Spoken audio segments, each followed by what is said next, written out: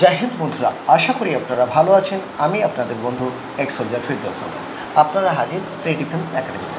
বন্ধুরা, প্রত্যেকটি বাঙালির একটা স্বপ্ন থাকে যে আমি সময় পেলে আমি পাহাড়ের রানী দার্জিলিং দেখতে যাব। হ্যাঁ, আমারও স্বপ্ন ছিল। যখন মাধ্যমিক পরীক্ষা দিয়েছিলাম, ইচ্ছা ছিল প্রথমবারেই মাধ্যমিক পরীক্ষার পরে যে একটা গ্যাপ টাইম থাকে, সেই সময় আমরা দার্জিলিং বেড়াবো। দুঃখের বিষয়, সেই সময় অত টাকা ছিল না, আর বাড়ি থেকেও ছাড়েনি। পরবর্তীকালে যখন আমি সিআরপিএফে জব পাই এবং আমার ট্রেনিং কমপ্লিট করার পরে আমার 167 ব্যাটালিয়নে পোস্টিং হয় এবং দার্জিলিংয়ে ডেল্টা কোম্পানি আমার ছিল, এবং সেই সময়তে আমি পুরো দার্জিলিংটি আমার প্রথম জার্নিতে কমপ্লিট করতে পারি এবং কম বেশি আমি 2.5 বছর দার্জিলিংয়ে কাটাই। যাই হোক, স্বপ্নটা পূরণ করতে পেরেছিলাম। আজও পর্যন্ত মন টানে, প্রতি 2 মাস 3 মাস 4 মাস অন্তরে আমরা কিন্তু সেই পাহাড়ের টানে চলে যাই নর্থ বেঙ্গল। আজকের নর্থ বেঙ্গল থেকে একটি আমাদের অতিথি বা গেস্ট বা গার্জেন এসেছে, সাথে আমাদের স্টুডেন্ট এসেছে। আমি ওনাদের সঙ্গে আপনাদের পরিচয় করিয়ে দেবো, সাথে সাথে আমরা কিছু কথোপকথন করব, যেটি আপনাদের জন্যও ভালো লাগবে। আপনারাও চাইলে আমাদের একাডেমিতে আসতে পারেন। বিশেষ করে যারা এই বছরের মাধ্যমিক দিয়েছেন তাদের বলবো, যারা উচ্চ মাধ্যমিক দিয়েছেন তাদের বলবো, কেননা এই সময়গুলো বিশেষ করে মাধ্যমিকের পরে যে স্টুডেন্টগুলো আমাদের কাছে থাকে তাদের সফলতার হারটা অনেক বেশি থাকতে পারে। কারণ আমি দেখেছি যে এরা সদ্য মাধ্যমিক দিয়েছে, মানে সবচেয়ে বেশি পড়াশোনা মাধ্যমিকেই আমাদের স্টুডেন্টরা করে থাকে। তো আপনাদের ওয়েলকাম। নমস্কার দিদি। সর্বপ্রথম কি ছেলের কাছে যাব? বেটা, তোমার পরিচয়টা নিয়ে নিই। তোমার নাম কি? শিবম সিংহ। শিবম সিংহ।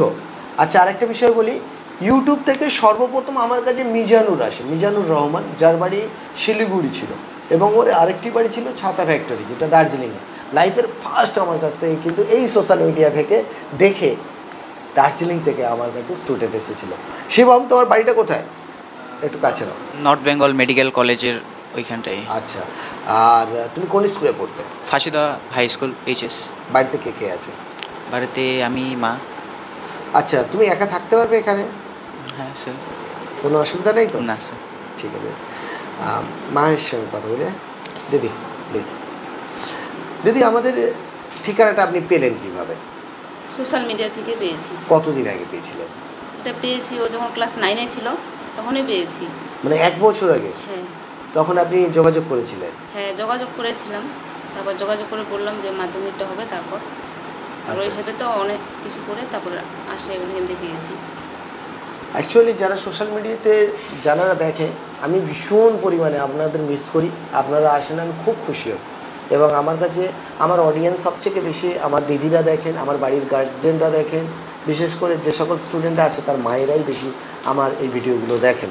তো আপনাদের কাছে অসংখ্য ধন্যবাদ। আপনারা কোনো দিন যদি কলকাতাতে আসেন, অবশ্যই আপনারা এই ছোটো ভাইটাকে দেখে যাবেন। আর যেদিন মনে করেন আমাকে ইনভাইট করবেন, আপনাদের বাড়িতে ঘুরে আসবো। তো যাই হোক দিদি, ছেলেকে আপনি কি চাকরি মানে কীভাবে তৈরি করতে চান? ছেলেকে তো আমি চাই সে দেশের জন্য কিছু করুক। একদম ঠিকই। ওটাই চাই, ওর বাবারও ইচ্ছা ছিল সেটাই। আচ্ছা, একমাত্র একটাই উপায় আছে, সেটা হচ্ছে দেশের জন্য কিছু করতে গেলে ডিফেন্সের চাকরি ইজ দ্য বেস্ট ওয়ে। এখানে স্বাস্থ্যটা ভালো থাকে, অর্থাৎ সবসময় ওর ফিজিক্যাল ট্রেনিংয়ের মধ্যে থাকে, এবং সাথে সাথে ফুল ফ্যামিলির দায়িত্ব কিন্তু ডিফেন্স নিয়ে যায়। যেমন ও যদি চাকরি পেয়ে যায়, ওর পরিবারের সকলের মেডিকেলের দায়িত্ব থাকবে গভর্নমেন্টের, ওর পুরো পরিবারটার সেফটি দেওয়ার দায়িত্ব থাকবে গভর্নমেন্টের, এবং সর্বোপরি এখন ডিফেন্স বা সেন্ট্রাল গভর্নমেন্টে স্যালারিটাও বেশ ঠিকঠাক আছে, যাতে আমাদের পরিবার খুব সহজেই কিন্তু মানে চলে যাবে। তো দিদি, আপনি ভাবুক হয়ে যাচ্ছেন, কিন্তু ছেলেকে ছেড়ে যেতে চাইছেন না মন, কোনো অসুবিধা নেই। ও একদিন মানুষের মতো মানুষ হবে, নিজের পায়ে দাঁড়াবে। আবারও বলছি, আপনি আমার কাছে ছেড়ে যাচ্ছেন, আমি ওর বড় ভাইয়ের মতো, বা আপনার ধরে নিন আমাকে যদি ভাই বলেন, ভাগনার মতো আমি ওকে দেখব। আপনি একদম করবেন না। আপনার যখন মন চাইবে আপনি চলে আসবেন। আর আমাদের তো ফোন 1 ঘন্টা করে দিনে অ্যালাউ আছে, ওই 1 ঘন্টার মধ্যে অবশ্যই আপনারা ফোন করে বাচ্চাদের সঙ্গে কথা বলতে পারবেন। দিদি, আজকের বাচ্চা পড়তে এসেছে, কালকে ও যখন একজন সৈনিক হবে, সারা ভারতবর্ষ এবং সরকার চাইলে ভারতের বাইরেও আমাদের সোলজারকে নিয়ে যায়, তখন কিন্তু আপনি এতটা মানে ভাবুক হলে সমস্যা হবে। দ্বিতীয় নম্বর, তখন হবেন না, ফুল সিকিউরিটি। তখন গার্জেন তো আমাদের সবথেকে বড় গার্জেন আমাদের সরকার, তাই নাকি? তারপরেই আমরা আমাদের বাবা মা আমাদের দেখেন।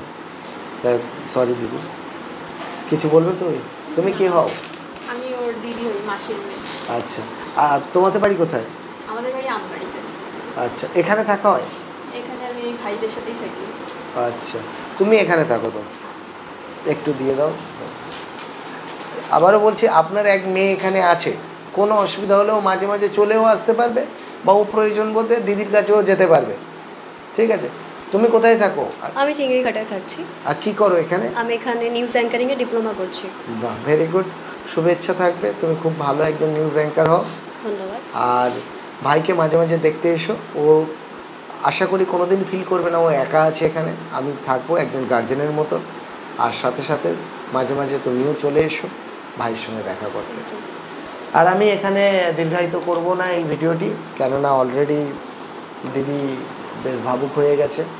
আমি বলছি, আপনাদের বাচ্চা যারা আছে তার ফুল রেসপন্সিবিলিটি আমাদের যে হোস্টেল ডিপার্টমেন্ট থাকে ইনচার্জের উপরে।